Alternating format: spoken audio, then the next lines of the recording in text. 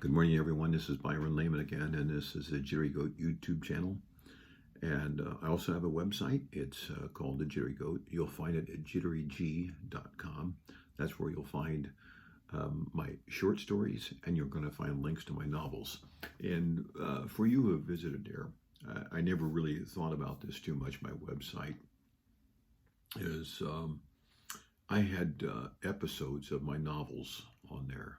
I guess there were three of them, and boy, that's a lot of space. And sometimes it's hard. Yeah, obviously it would be difficult to get to the short stories if you'd want to read them. You'd have to go through a lot of those episodes and novels. So what I did this morning, I've been up pretty early.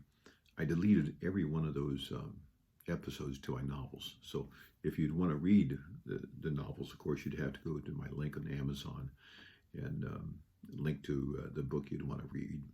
So I've gotten rid of them. It's over, it was about 130, maybe a little over 130 episodes in three different novels. So they're all off there, and so the website is cleaned up a little bit. So what you get is just the short stories and the other stuff that I have on there. So anyway, it's not as cumbersome to move around.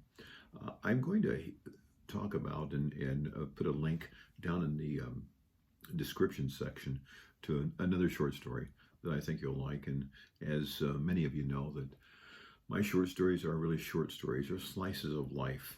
And there's this one that, again, maybe 300-400 words. It's called Bus Route or Route, whatever you prefer. It's about two men, Charlie and Milton as their name. And that's as far as I'm going to take you on this story. You'll have to read the story to find out. I think it's something you'll enjoy.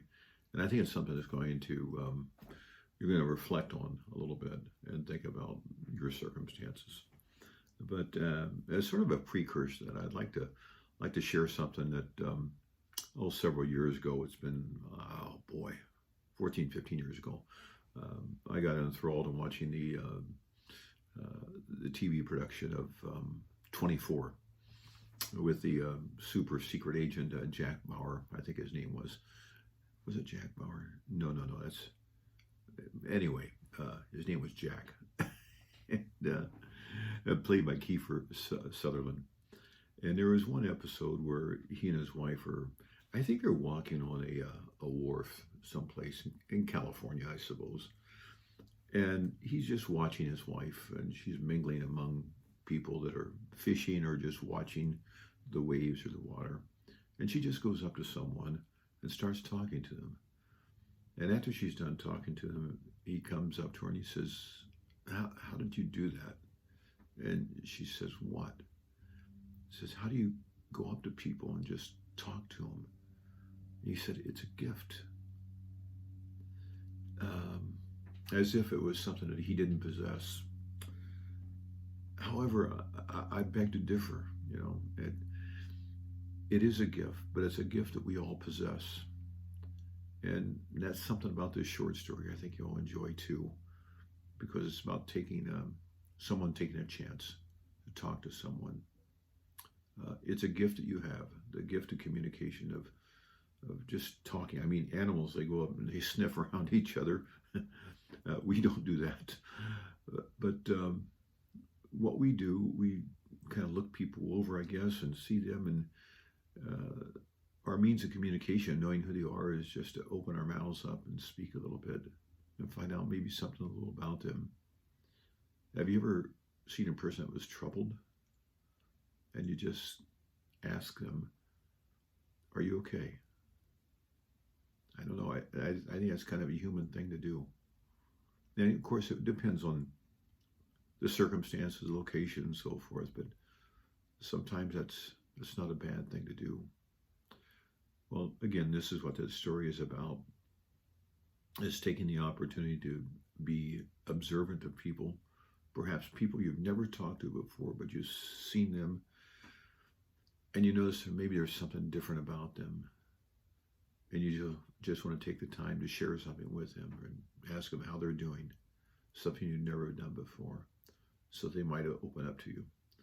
Maybe you have a way of encouraging them or sharing something with them, or maybe they need somebody to talk to, and they're glad that somebody just took the time. Well, I think we'd be surprised at how many people that we see every day who are truly hurting, and they have things they'd like to talk about. It's not like we're psychologists that we're going to bear their burden or fix their problem, but sometimes problems seem to go away, or they don't seem as bad if they're vocalized to someone else, or someone else presents something to you. Have you ever gone through something like that? Yeah, I can't say that I have, but boy, you've worked out problems before, haven't you? Yeah, I have.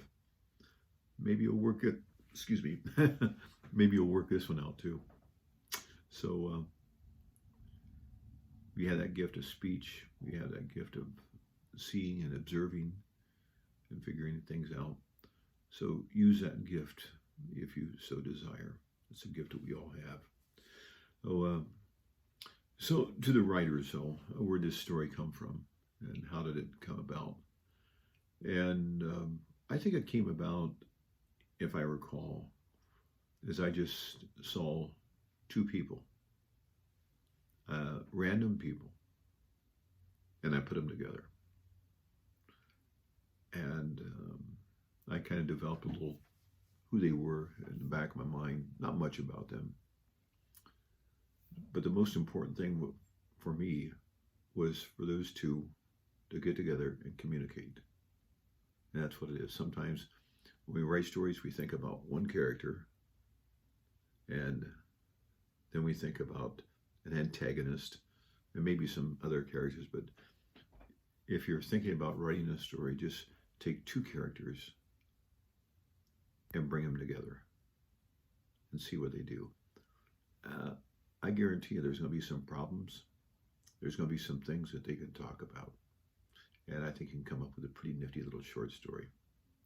So I want to remind everyone, please leave your comments in the comment section below.